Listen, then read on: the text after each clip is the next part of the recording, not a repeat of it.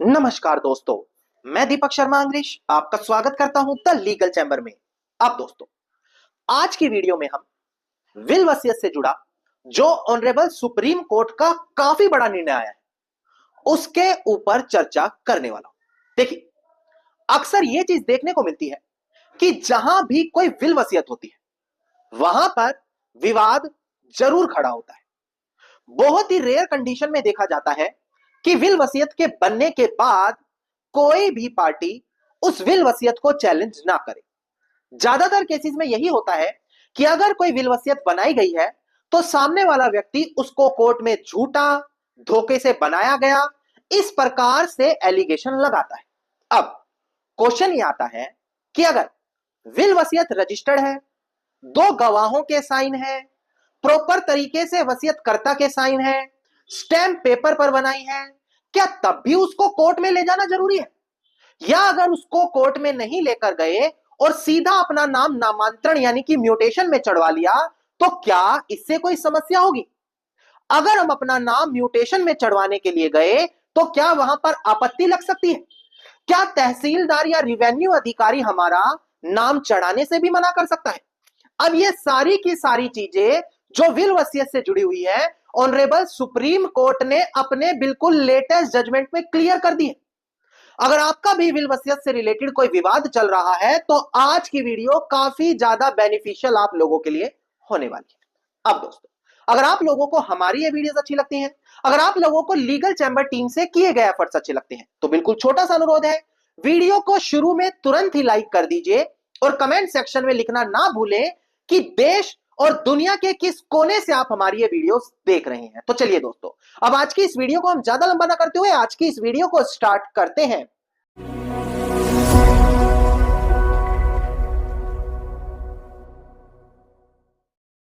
अब देखिए दोस्तों, हो सकता है कुछ लोग पहली बार ये वीडियोस देख रहे हो सकता है लोगों को विल वसीयत के बारे में ज्यादा जानकारी ना हो, तो शुरू में थोड़ी सी देर लगाकर विल वसीयत के जो कानूनी प्रावधान है उनके बारे में मैं आपको जानकारी दूं। देखिए, पहला क्वेश्चन आता है, क्या विल वसीयत को रजिस्टर्ड करवाना जरूरी है?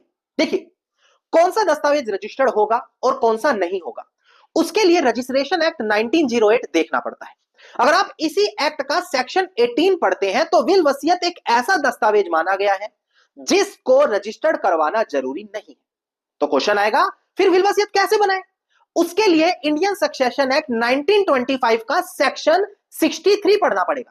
वो बताता है विल वसीयत में वसीयतकर्ता या तो अपनी हैंड राइटिंग से या किसी दूसरे व्यक्ति को डायरेक्शन देकर अपनी वसीयत तैयार करा सकता है, अपनी वसीयत लिखवा सकता है।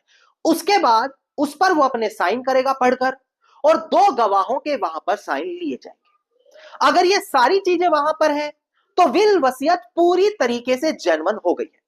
स्टैम्प पेपर का कोई मेंशन नहीं है, रजिस्टर्ड करवाना ऐसा कोई मेंशन नहीं है, सिर्फ ये बेसिक चीजें कराओ और आपकी वसीयत कानूनी तौर पर मान्य हो जाएगी।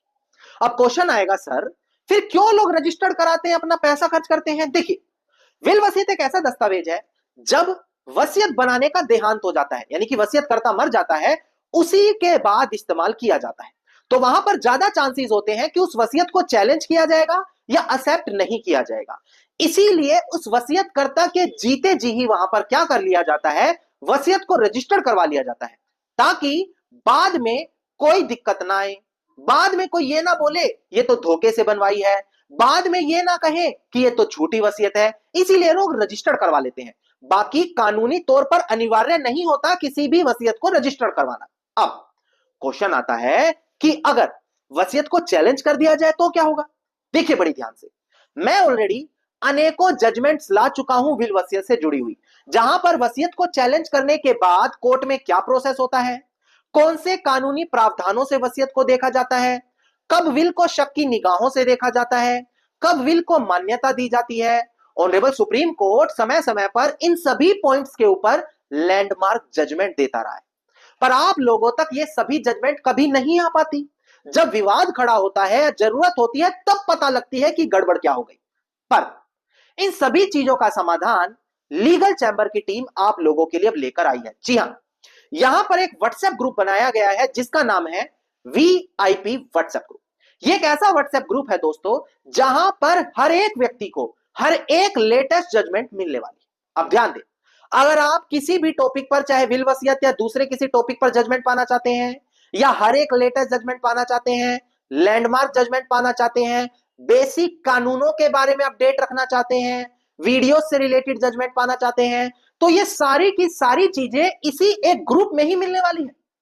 अब आप कोई कॉमन इंसान है जिसका कोर्ट में केस चल रहा है, एक लॉ स्टूडेंट है, हो सकता है एक एडवोकेट हो, तो आपको पता होगा कि लेटेस्ट जजमेंट अगर आपको मिल गई तो कितना फेवर आपका होने वाला है।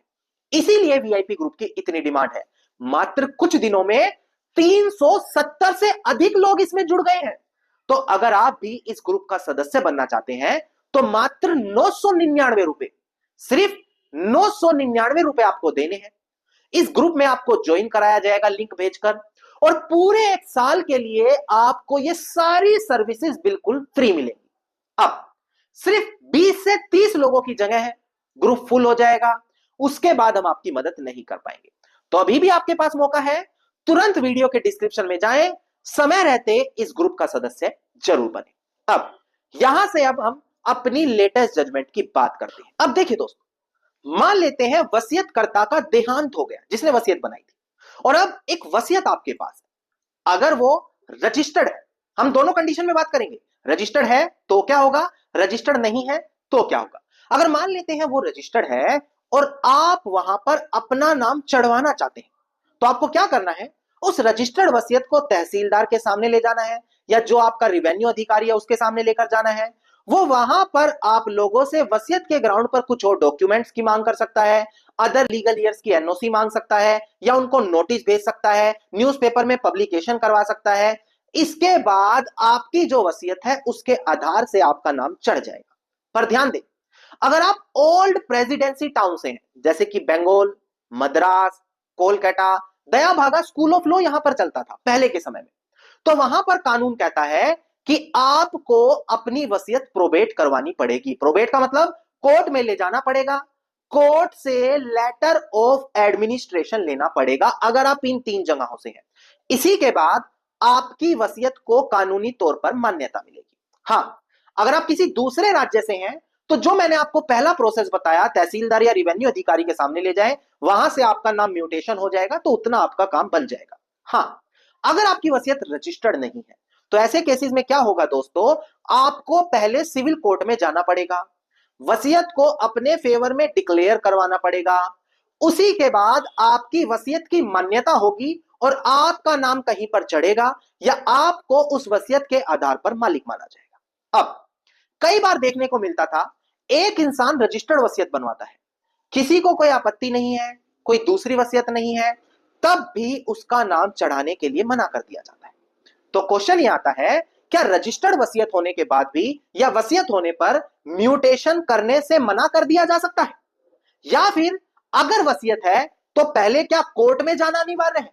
अब जो ये लेटेस्ट जजमेंट आई है इसमें यही बात क्लियर की गई है। एक बार डिस्प्ले पर देखकर ध्यान दें, मैं सबसे पहले केस टाइटल क्लियर कर देता हूं। ध्यान दीजिएगा दोस्तों, डिस्प्ले पर देखिएगा दोस्तों, केस टाइटल है ताराचंद्र, जो यहां पर हमारे अपीलियंट है वर्सेस भरवालाल एंड अदर्स, जो यहां पे हमारे रिस्पोंडेंट है। इसका सिविल अपील नंबर है 15077 ऑफ 2025 और डेट ऑफ जजमेंट है हमारी 19 दिसंबर साल 2025, यानी कि बिल्कुल लेटेस्ट जजमेंट है ये ऑनरेबल सुप्रीम कोर्ट की। अब डिस्प्ले पर देखकर ध्यान दें, बड़ी जरूरी जजमेंट है वसीयत और म्यूटेशन को लेकर।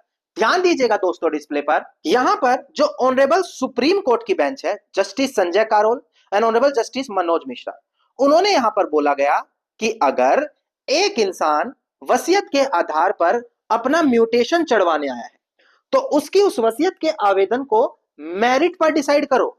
ऐसा नहीं है कि वो सिर्फ विल लेकर आया है, इसी वजह से आप उसका आवेदन खारिज कर दोगे कि जाओ पहले कोर्ट में जाओ, उसके बाद ही हम आपकी ये विल एक्सेप्ट करेंगे। अब इसी जजमेंट में कई और चीजें क्लियर की गई। यहां पर ऑनरेबल सुप्रीम कोर्ट ने बताया कि अगर एक विल है, कोई डिस्प्यूट नहीं है, मतलब कोई झगड़ा नहीं है, चैलेंज नहीं उसको कर रहा, कोई दूसरी वसीयत नहीं आ रही, तो ऐसे केसेस में क्या होगा, विल के ग्राउंड पर म्यूटेशन चढ़ा देना चाहिए। ऑनरेबल सुप्रीम कोर्ट ने बताया कि म्यूटेशन वैसे भी कोई ओनरशिप का कागज नहीं होता, और वहां पर अगर कोई डिस्प्यूट है ही नहीं तो रजिस्टर्ड वसीयत है तो उसका नाम चढ़ा दिया जाए।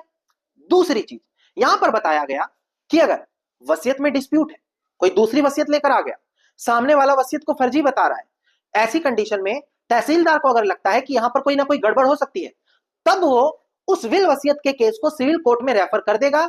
सिविल कोर्ट डिसाइड करेगा क्या वो वसीयत जेन्युइन है या नहीं है। पर सिर्फ ये बोल देना कि वसीयत के ग्राउंड पर हम म्यूटेशन नहीं कर सकते, ये कानूनी तौर पर वैलिड नहीं होगा। यहां पर प्रेजेंट केस में क्या हुआ दोस्तों, पहले तहसीलदार ने रजिस्टर्ड वसीयत के आधार पर म्यूटेशन कर दी, बाद में उसको हाई कोर्ट ले जाया गया, हाई कोर्ट ने उसको अमान्य ठहरा दिया। कारण क्योंकि जो सामने वाला व्यक्ति एक अनरजिस्टर्ड एग्रीमेंट टू सेल दिखा रहा है और लंबे समय से अपना कब्जा बता रहा है और एडवर्स पोजेशन क्लेम कर रहा है। तो यहां पर बताया गया सुप्रीम कोर्ट की तरफ से कि देखो, पहली बात वसीयत को चैलेंज नहीं किया, दूसरी चीज वसीयत रजिस्टर्ड है, जिस व्यक्ति का देहांत हुआ उसके उत्तराधिकारियों को आपत्ति नहीं है। जो इंसान ये बोल रहा है मेरे पास अनरजिस्टर्ड एग्रीमेंट टू सेल है, उसने कभी स्पेसिफिक परफॉर्मेंस का केस भी नहीं डाला, सिर्फ कब्जा करके बैठा है, ऐसा कोई मालिक भी नहीं होता, डिक्लेरेशन डालनी पड़ती है। तो केवल वसीयत के आधार पर आप म्यूटेशन को मना कर रहे हैं, यह चीज गलत है। तो यहां पर हर उस व्यक्ति को मदद मिलेगी जिसके पास एक रजिस्टर्ड वसीयत है, कोई वहां पर ऑब्जेक्शन नहीं हो रहा, तो उसका नाम इजिली इस जजमेंट के आधार पे नामांतरण में चढ़ने वाला है। धन्यवाद दोस्तों, उम्मीद करता हूं विल वसीयत से रिलेटेड ये लेटेस्ट जजमेंट आप लोगों के लिए काफी ज्यादा लाभदायक साबित होगी। वीडियो में बताई गई आज की जजमेंट या विल वसीयत से रिलेटेड अदर लैंडमार्क जजमेंट आपको चाहिए तो वीडियो के डिस्क्रिप्शन में वीआईपी ग्रुप का नंबर है, ग्रुप को जरूर ज्वाइन करें। और अगर आप इसी प्रकार की हर महत्वपूर्ण जानकारी पाना चाहते हैं तो चैनल को तुरंत सब्सक्राइब करते हुए नोटिफिकेशन बेल आइकन आप जरूर दबा दें।